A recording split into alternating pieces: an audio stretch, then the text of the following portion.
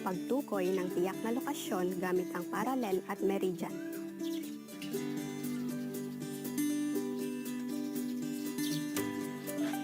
Malaki ang naitutulong ng mapa at globo sa pagtukoy sa lokasyon ng mga lugar sa daigdig.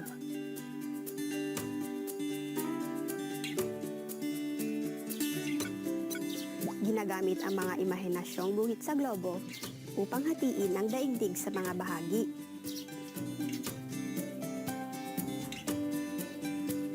Sa pagtatagpo ng meridian at parallel, ay nabubuo ang mga malaparihabang espasyo sa ibabaw ng globo.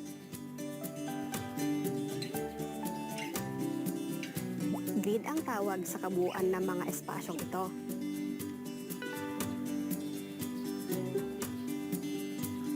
Gamit ito sa pagtukoy sa tiyak na lokasyon ng anumang lugar sa ibabaw ng mundo.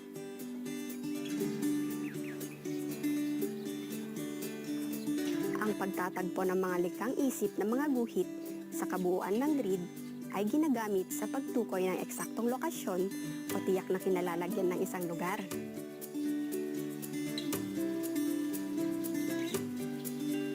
Ang tiyak na lokasyon ay naipahahayag sa pamamagitan ng longitude o longitude at latitude o latitude.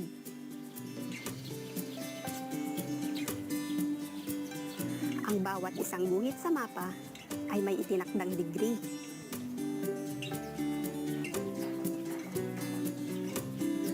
Sa pagkilala at pagbasa sa mga degree ng latitude at longitude at ng kanilang pagtatagpo sa grid, natutukoy ang eksaktong lokasyon.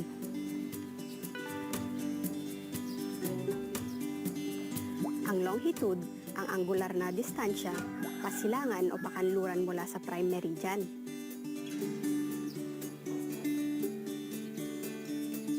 Ang latitude naman, ang angular na distansya, pahilaga o patimog mula sa Ecuador.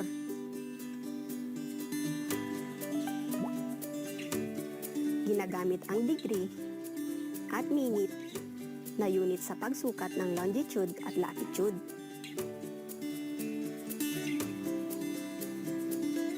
Ang bawat degree ay mayroong 60 minutes.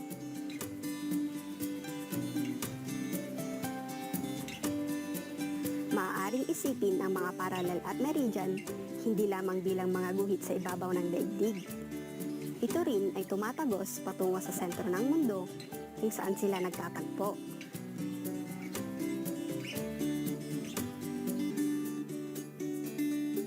Nasusukat ang longitude sa pamamagitan ng pagtukoy ng anggulo sa pagitan ng alinmang meridian at ng prime meridian gamit ang sentro ng daigdig bilang vertex. Tulong kaalaman.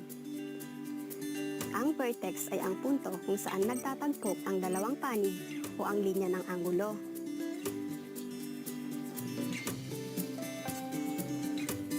Nasusukat naman ang latitude sa pamamagitan ng pagtukoy sa anggulo sa pagitan ng alinmang parallel at ng equator gamit ang sentro ng daigdig bilang vertex. Pagtukoy sa relatibong lokasyon ng Pilipinas.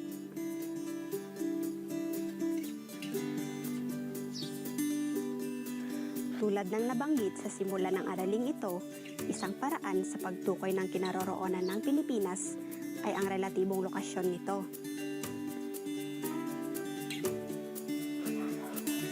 Magagawa ito sa pamamagitan ng pagtukoy sa mga karatig na kalupaan o katubigan na nakapalibot sa Pilipinas.